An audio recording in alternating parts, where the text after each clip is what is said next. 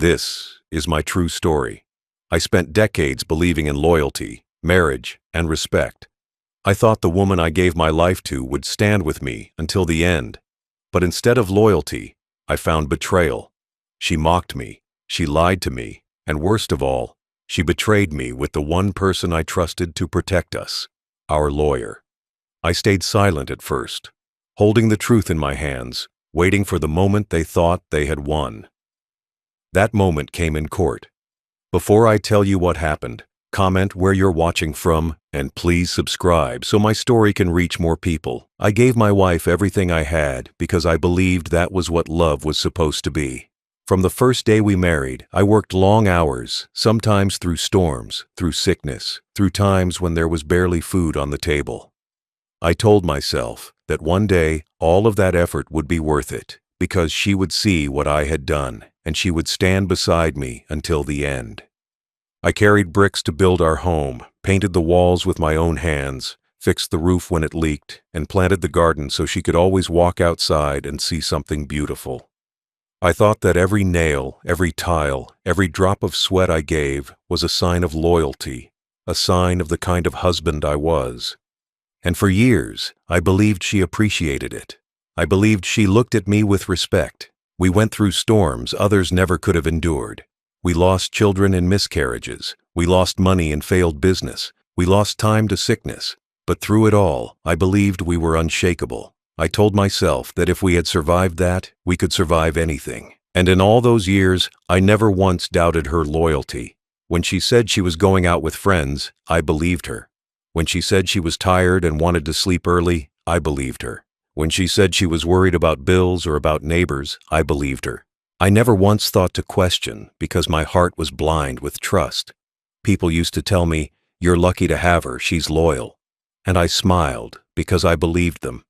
I built our home brick by brick. I saved every coin. I put food on the table, and I thought she would honor that. I thought when my hair turned white and my back grew weak, she would still sit beside me. I thought that when the world turned dark and quiet, I would have her hand to hold.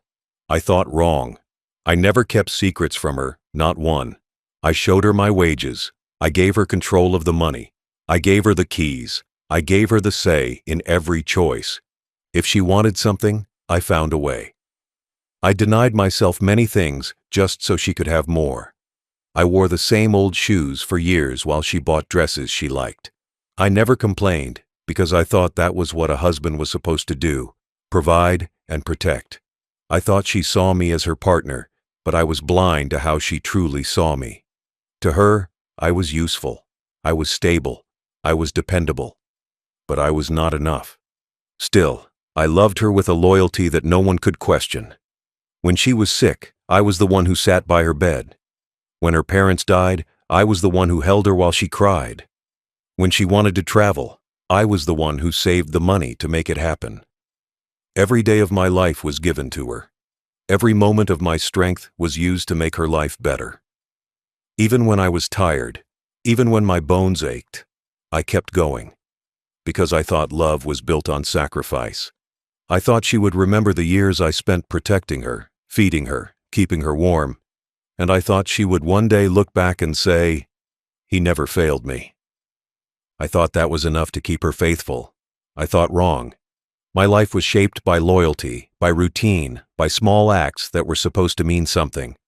I cut wood for the fireplace so she could sit in warmth. I brought her tea in the mornings. I fixed the faucet so she could cook with ease. I mowed the lawn so the house would look good when her friends visited. I painted the porch so she could sit outside in summer evenings. I gave her a life she did not have to fight for. And I thought that was what love required. I thought love was giving, not taking. But while I gave, she looked elsewhere. While I built her a home, she built another world behind my back. While I trusted her, she betrayed me. But I did not know it then. Back then, I thought we were strong. Back then, I thought no one could break us. I thought wrong. People say love makes you blind. I was blind for years. I thought she smiled at me because she loved me. I thought she stayed silent because she respected me. I thought her tired eyes were from worry, not from deceit. I thought her absences were small, harmless, ordinary. I thought we were untouchable. But the truth was already there, hidden behind small cracks I refused to see. Still, in those faithful years, I gave her all I had. I gave her decades of devotion. I gave her the best years of my life. And she took them, accepted them, lived in the comfort I built, while planting seeds of betrayal I would only discover too late. My loyalty was real. My trust was complete. My love was absolute. And that is what makes the betrayal that came next so deep, so cutting, so unforgettable. Doubt is a poison that seeps slowly, and at first I did not even realize it had entered my heart. For years I trusted her without hesitation, but one day small things began to feel different. It started with the lawyer. He had been around for years, helping us with property documents, taxes, and legal papers. I thought of him as a professional, a man I could rely on. He spoke smoothly, always polite, always smiling, and my wife seemed to respect him. I noticed she spoke highly of him more often than she used to. She would mention his advice in small matters, even those that had nothing to do with the law. She would say, "He thinks this is a good idea," or "He says this will work out better." At first, I dismissed it as nothing more than her leaning on professional guidance. But then there were the phone calls. Calls that went longer than they should. Calls at odd hours. Calls that she always took in another room. I told myself I was imagining things. I told myself she just did not want to disturb me with the sound. But the laughter I heard through the walls was not the laughter of business. It was the laughter of familiarity, of comfort, of something hidden. Then came the meetings. At first, it was once a month for papers, then twice, then weekly. She began dressing differently when she went to see him. Brighter clothes, more careful with her hair, perfumes I had not smelled in years. When I asked, she brushed it aside, saying, "It's just a meeting, stop worrying," and so I forced myself to stop. But the unease grew heavier each passing day. She began carrying her phone with her everywhere, even to the bathroom. She began hiding her computer screen when I walked by. She began smiling at messages she never shared with me. When I asked what was so funny, she would say, "Oh, it's nothing, just something silly." But her eyes did not meet mine. I started to notice how she looked at him when he came over. Once, he visited to drop off some documents, and I saw her face light up in a way it no longer did for me. It was a look I remembered from when we first married, a look of excitement, of warmth, of something alive. And that was the first time my heart felt a sting of real doubt. I told myself not to judge too quickly. I told myself, after so many years together, maybe she just enjoyed the attention of conversation. I told myself maybe I was too old, too tired, and she needed fresh air in her life. But deep down, I began to feel the distance between us growing wider. Nights in bed became colder. She would turn away, saying she was tired. She no longer asked me about my day. She no longer cared if I had eaten or rested. Her mind was somewhere else, and I began to fear I knew where. I noticed changes in our lawyer, too. He became bolder, more casual with her in front of me. He touched her arm when he spoke, held her gaze longer than he should have, smiled in a way that was not professional. Once, I caught him looking at her as though I was not even in the room, and she did not stop him. She did not push his hand away. She let it linger. That night, I could not sleep. I stared at the ceiling and asked myself if I was losing my mind. Could my wife, after all these years, betray me? Could the man I trusted with my legal matters betray me? It seemed impossible, but the pieces were beginning to fit. Still, I clung to hope. I told myself not to assume the worst. I told myself she was faithful, she was loyal, she was mine. But the signs would not stop. The hushed whispers when I walked into the room, the sudden hang-ups when I answered the phone, the hurried closing of her laptop when I passed by. These were not the actions of a faithful wife. These were the actions of someone with something to hide. And yet, I stayed silent. I did not confront her, not then. I wanted to believe in her loyalty so badly that I chose to suffer in silence rather than accuse her without proof. But the doubt never left. It grew stronger every day, gnawing at me, eating away at my trust, turning every smile into a question, every silence into suspicion. I began to watch her differently. I noticed the way she checked her phone late at night, smiling at messages she would not share. I noticed the way she dressed when she said she was meeting him, more carefully than when she was with me. I noticed the way she avoided my eyes when I asked simple questions. The truth was there, pressing against me, but I was too afraid to face it. And that was the beginning of the end. For years, I thought love was blind trust, but trust without proof can turn into a noose around your own neck. I had given her my life, and now I began to fear she had given hers to someone else. And though I did not yet have the evidence, the first cracks in my world had already formed. My faithful years were behind me, and doubt had entered the house. It happened on a night that seemed ordinary, the kind of night where silence fills the house and only the ticking of the clock keeps you company. I had finished my dinner alone. She had gone to bed early, claiming she was tired, but I noticed she left her laptop open on the desk. Normally, she never did that. She guarded it like treasure, always shutting it quickly, always keeping it close. Something inside me told me to look, and for the first time in my marriage, I did what I never thought I would. I searched. My hands shook as I touched the keyboard, my heart pounding like a man about to steal from his own home. I opened her email, and what I saw crushed me in a way no blow, no sickness, no failure ever had. There they were, dozens of messages, some new, some old, but all filled with words that did not belong to me. Words of intimacy, words of longing, words of betrayal. She called him names she once called me. She told him things she never told me. They arranged secret meetings in hotels, laughing about how easy it was to lie to me. She spoke of my age, of my weakness, mocking me with the man I trusted most. And he replied with the same cruelty, promising her love, promising her nights, promising her the life I had spent decades building for her. I scrolled through each email, each message, and the more I read, the more my heart tore apart. It was not just the betrayal of the body, but of the soul. She spoke about my faults, my habits, my mistakes, as if I were nothing but a joke between them. The man who had stood with me in meetings, who had shaken my hand in trust, was now writing to my wife about how blind I was, how foolish, how easily deceived.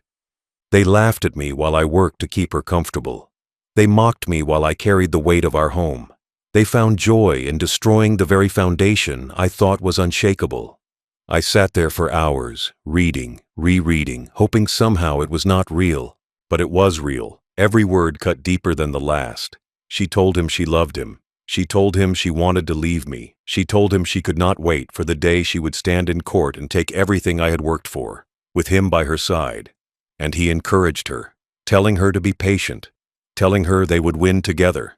That night, my faith in love died. That night, the woman I had given my life to turned into a stranger before my eyes.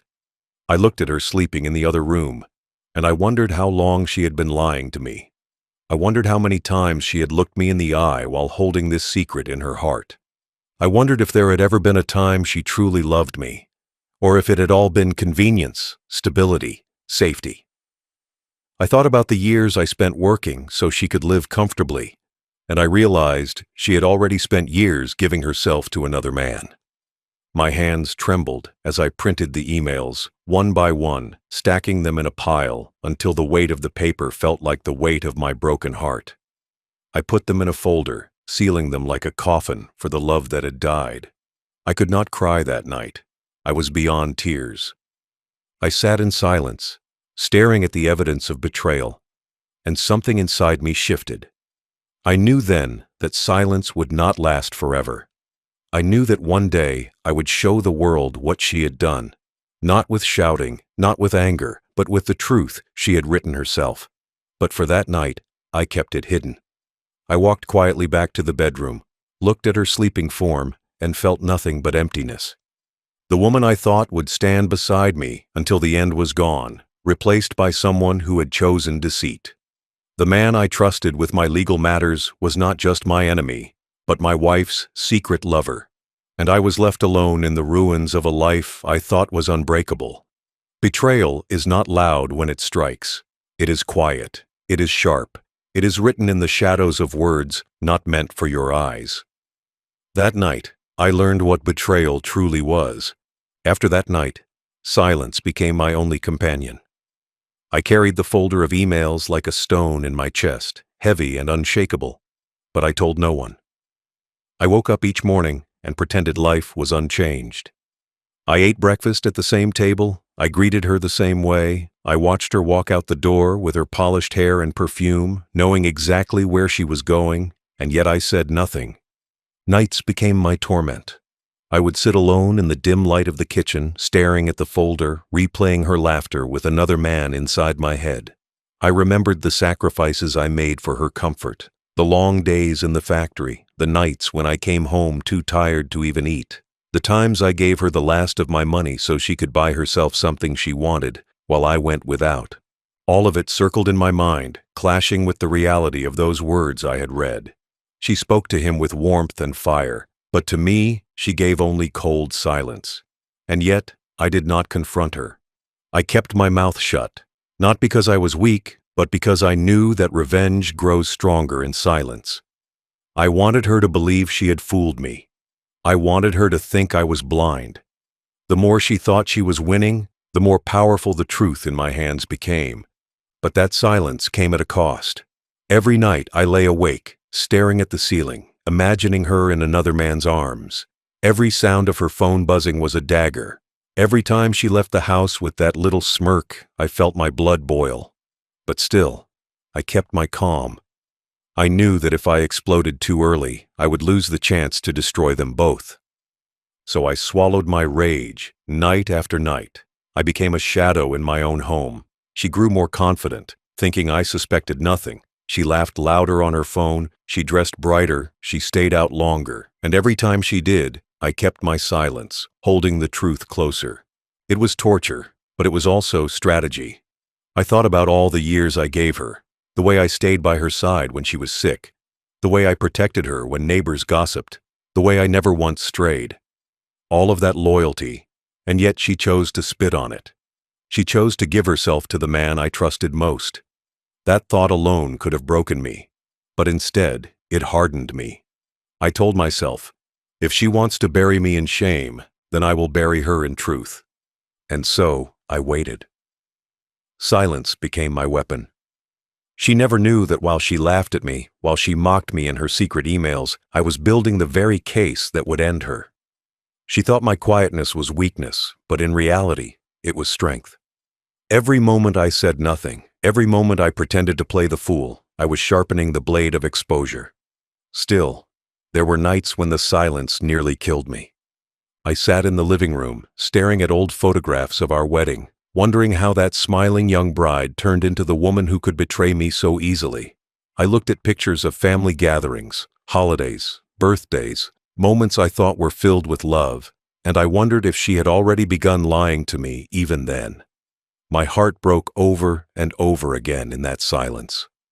I thought about the years lost, the children we never had, the dreams I worked for that she planned to hand to another man. And yet, I kept my silence, because I knew the right moment had not yet come. I thought of revenge, not as an explosion, but as a slow burn, waiting until it could consume everything at once. The silence was lonely. I had no one to confide in. Friends would not understand. Family would pity me, and I did not want pity. I wanted justice. So I spoke to no one. I carried my secret like a soldier carries a wound, hidden, but always there, aching, reminding me of the battle to come. That pain became my strength. Each time I thought about breaking my silence, each time I nearly screamed in her face, I reminded myself, patience. She thinks she is clever, but she will see. One day, in front of everyone, she will face the truth. And when that day comes, the silence will break like thunder, and all the pain I carried will turn into her humiliation. Until then, I endured. Until then, I kept my silence, knowing that the right moment would make the years of betrayal crumble in a single instant. The day the legal battle began, I saw her true face. She walked into the courtroom with her chin high, her eyes filled with pride, as if she had already won. She was dressed in her finest clothes, a polished smile on her lips, and at her side stood the man I once trusted as my lawyer, now standing as her defender. It was a sight that twisted the knife deeper into my chest, but I did not flinch.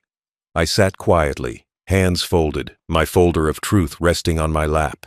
They thought the court was their stage, that together they would bury me in lies and walk out victorious. She acted smug, whispering to him, laughing as if this was nothing but a game. And he, confident and untouchable, spoke with that smooth voice, presenting her as the victim, presenting me as the villain. They painted me as old, tired, incapable. They said I was weak, unstable, unfit to handle the home I had built with my own 2 hands. They tried to strip me of my dignity in front of everyone, reducing my decades of loyalty into nothing but a picture of frailty. Every word they spoke was a betrayal wrapped in arrogance, and I watched as people in the courtroom nodded, believing the lies. I could see her smirk each time her lawyer spoke, as though every insult against me was a sweet victory for her. She thought the courtroom would seal her triumph. She thought the judge would see me as nothing more than a shadow of a man, a burden to be discarded. What she did not know was that the very man defending her was the same one who had destroyed her case before it began. Still, I stayed calm.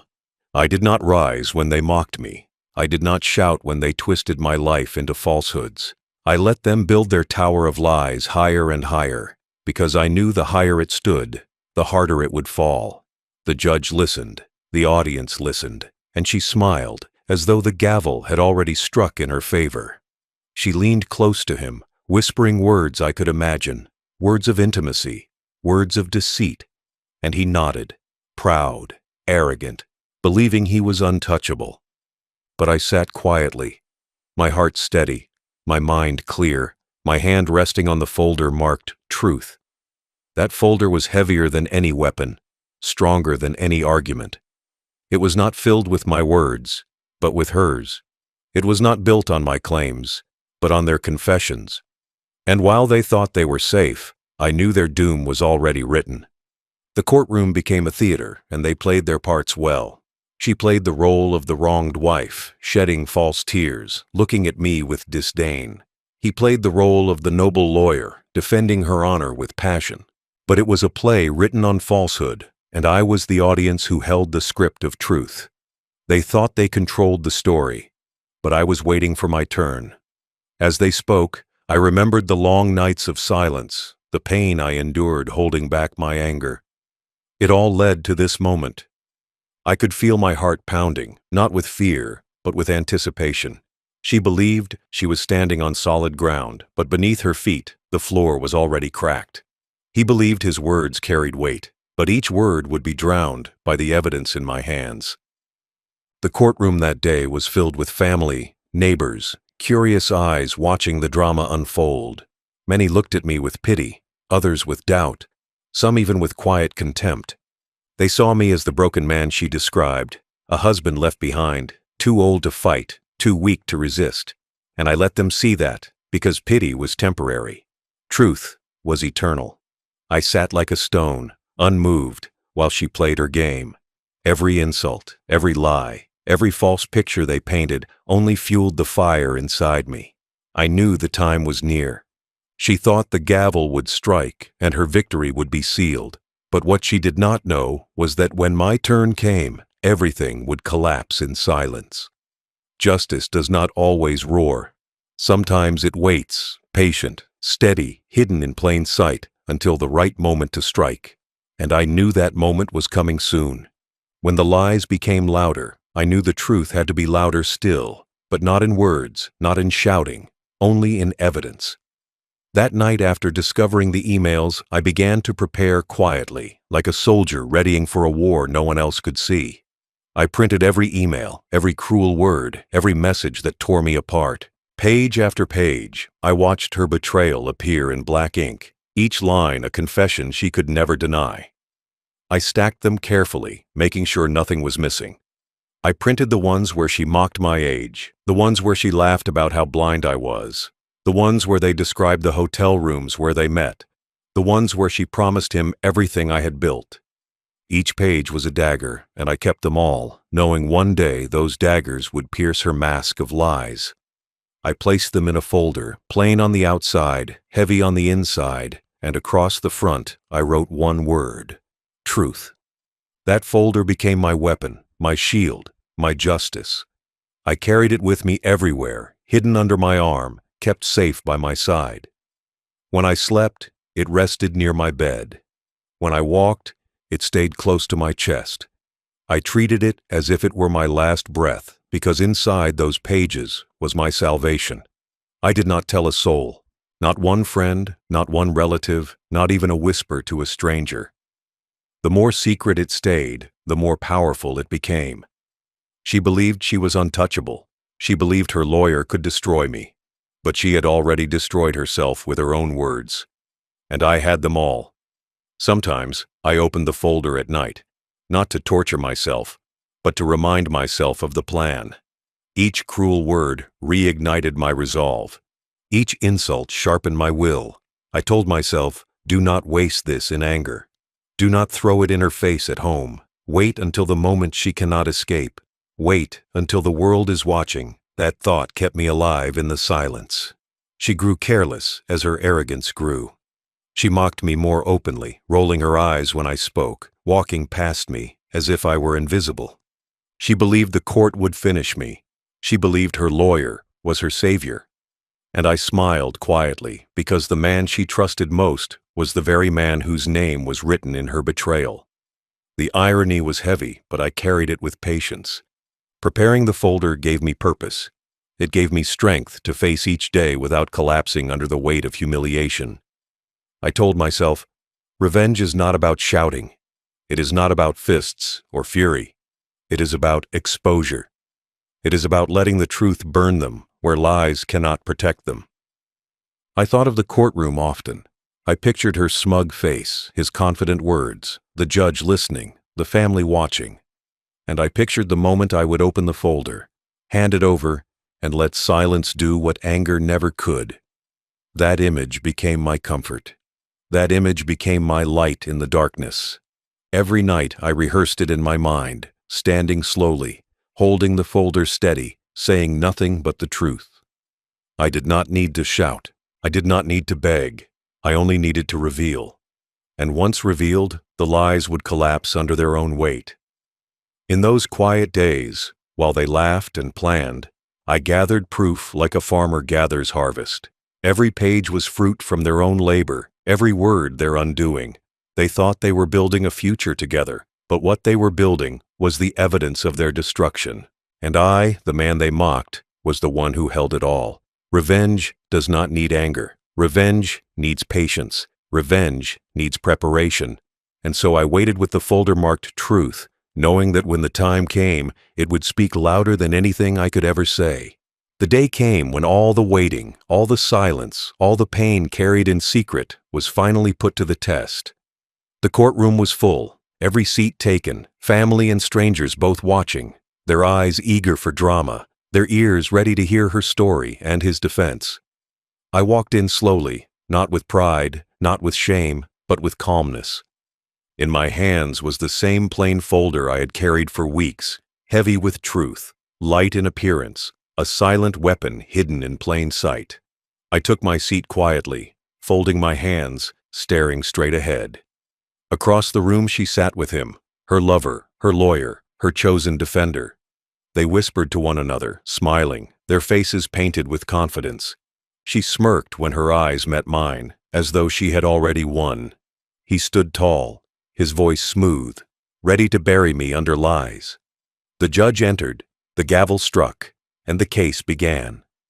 I listened as her lawyer, the man who had betrayed both his oath and my trust, spoke loudly in her favor. He painted her as a victim, a poor wife trapped with an incapable husband. He called me old. He called me weak. He called me unfit to handle the life I had built with my own hands. Every word he spoke was another knife twisted in my chest, but I did not flinch. I sat still, calm, my hand resting on the folder. The audience nodded at times, believing the polished words of a man who wore his suit like armor. The judge listened carefully, writing notes, his face unreadable. My wife sat beside her lawyer, her head high, her smile wide, as though the courtroom was her throne. She glanced at me again, her eyes filled with triumph, and in that moment I knew she truly believed she had destroyed me. Yet through all their noise, I stayed silent. I did not rise. I did not protest. I did not let anger guide me. Silence became my shield. The longer they spoke, the more lies they built, the more powerful my folder became. I could see the arrogance in her face, the certainty in his voice. They thought the courtroom was theirs, that the outcome was already written, and maybe to everyone watching, it seemed true. To them, I looked like a tired old man, sitting quietly, offering no defense, no rebuttal. They mistook my silence for defeat. They mistook my patience for weakness. But in reality, I was waiting. The silence of that courtroom grew heavy, each word from his mouth filling the air like smoke, choking the truth, clouding the eyes of those who listened. But I did not fear the smoke, because I held the fire that would burn it away. When he finished speaking, when the judge turned to me and asked for my response, the silence shifted. The room grew still. All eyes turned to me, expecting me to fumble, to beg, to crumble under the weight of their accusations.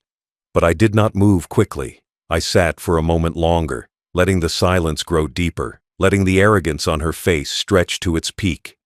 Only then did I rise, slowly, steadily, the folder in my hand. I did not look at her.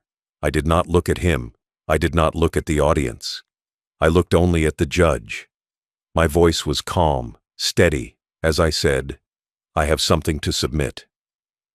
The silence that followed was louder than all their words combined. When the judge nodded, I stepped forward with the folder in my hand. The room was quiet enough to hear the creak of the wooden floor beneath my shoes. I placed the folder gently on the bench, sliding it toward the judge.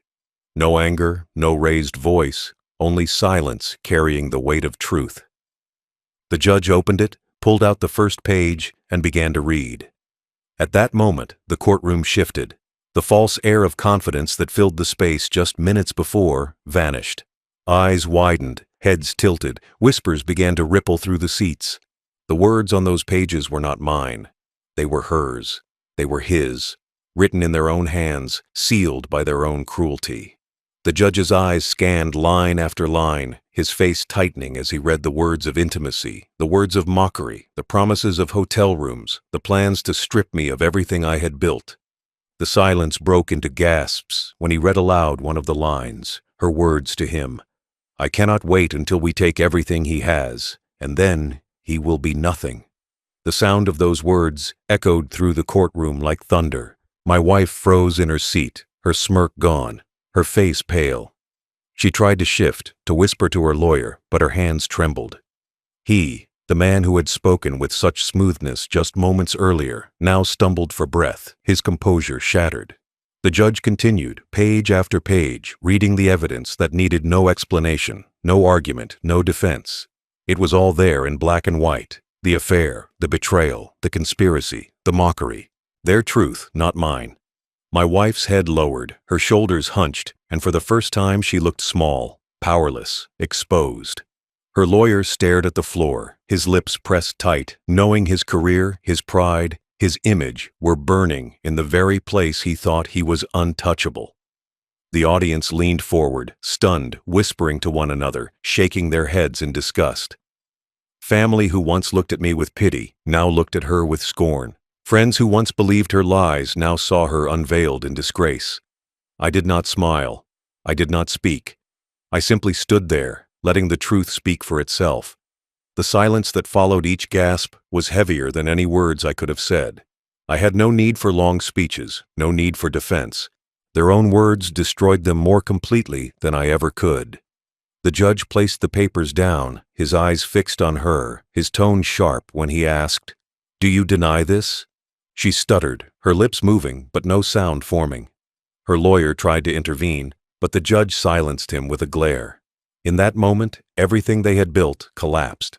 The lies, the arrogance, the confidence, all gone, replaced with shame, fear, and humiliation. The courtroom that once leaned toward her now turned against her. They saw her not as the victim she pretended to be, but as the betrayer she truly was. And they saw me not as the broken man she described, but as the one who carried the strength of truth. I did not gloat. I did not look at her. I simply sat back down, my task complete. The revelation was not loud, it was not dramatic, but it was undeniable. And in that undeniable moment, she was finished. The courtroom after the revelation did not feel the same as before. The air was different, heavy with shock, filled with the weight of what everyone had just heard. People shifted in their seats, eyes locked on her, whispers moving like waves across the room. The same faces that once pitied me now looked at her with disgust. My wife, the woman who walked in with confidence, sat frozen in her chair, her skin pale, her lips trembling, her eyes darting back and forth as though searching for an escape. But there was no escape. The truth was written in her own words, and it was now spread out before everyone. The lawyer, the man she trusted to lead her to victory, stood speechless, his hands shaking as he tried to collect himself. The arrogance that once carried his voice was gone. He knew his career had just been burned to ash. He knew every word he spoke before meant nothing against the proof laid bare in front of the judge. He stumbled, trying to explain, but his voice cracked and the judge silenced him with a single glare. In that moment, their alliance collapsed. My wife looked at him with desperation, but he avoided her gaze, knowing he could not save himself, let alone her. The courtroom, once leaning in her favor, now turned against her. Murmurs filled the air, words like shameful, disgrace, betrayal. Friends and family who once believed her lies now whispered with anger, their faces red with disappointment, their eyes cold with judgment. The very people she wanted to impress now saw her for what she was. Her lies had crumbled in seconds, her arrogance shattered into dust, and I, the man she mocked, the man she laughed at behind my back, sat calmly, my hands folded, my face steady, my silence louder than any outburst could have been. The judge cleared his throat, his voice cutting through the whispers. He declared that the evidence spoke for itself. He dismissed her claims, struck down her accusations, and reminded her that the courtroom was not a place for lies. He looked at her lawyer with eyes that carried disgust, warning him of the consequences he would soon face. My wife lowered her head, her body shaking, and in that moment I saw the fall of a woman who once thought she was untouchable. The pride she carried into that courtroom was gone. The victory she dreamed of had turned into her ruin. She had lost everything in the span of minutes, her reputation, her defense, her power. She tried to speak, tried to find words to mend the pieces, but nothing came. The truth had buried her deeper than any insult ever could. Outside the courtroom, the whispers spread further. By the time the doors opened, people were already talking, already sharing what they had heard. Her shame followed her like a shadow, her dignity destroyed not by my words, but by her own. The man she betrayed me with, the lawyer she trusted, was no longer her savior, but her downfall. He walked out with his head low, his career in ruins, his image broken. She walked out with nothing but disgrace clinging to her like a cloak she could never remove. And I walked out slowly, calmly, my silence intact, my dignity restored. The fallout was not fire and fury, it was quiet and complete. The lies were gone. The truth remained. And nothing she could do would change that. When I walked out of that courtroom, I did not feel like a man who had won a battle with fists or with rage. I felt like a man who had endured storms and finally seen the clouds break. My steps were slow, steady, and every sound of my shoes against the floor reminded me that I still carried dignity, the one thing she could not take from me. Justice, I learned, is not always about punishment. Sometimes it is about exposure. She wanted to bury me with lies, but I buried her with truth, and the difference was everything. She lost her case, her reputation, her defender, and the man she betrayed me with all in one moment. Her victory had turned to ashes in her hands, and I did not need to say a single cruel word. My silence had spoken louder than her insults ever could. That was my justice. I did not celebrate. I did not laugh. I did not throw her betrayal in her face outside those walls. I simply walked away, calm and steady, because the truth had already done the work for me. People looked at me differently now, not as the weak old man she had described, but as the one who endured, who waited, who revealed. Their eyes carried respect, not pity, and hers, when they met mine for the last time, carried nothing but shame. The lawyer avoided me entirely, his face ashen, his career destroyed by the very affair he thought gave him power. I did not need revenge in the form of fire or destruction. My revenge was quiet, clean, undeniable. She tried to strip me of everything, but she stripped herself instead. She thought she could win with lies, but she was ended with the truth. And I learned that sometimes silence is the sharpest blade. For years, I gave her loyalty, sacrifice, and devotion, and she threw it away. For weeks, I carried the pain in silence, waiting for the right moment. And in one day, with one folder, I gave her the weight of her own actions. That was my justice. Not loud, not violent, not dramatic, just final. She had mocked me, humiliated me, betrayed me, and I ended her with the very words she wrote to another man. My story is not one of anger, but of patience. It is not one of weakness, but of endurance. And if there is one thing I want remembered, it is this: truth will always rise, even when buried under lies. She thought she had destroyed me, but she destroyed herself. She thought she had taken my dignity, but I walked out with more than she ever had. That is what justice looks like. That is what silence can do.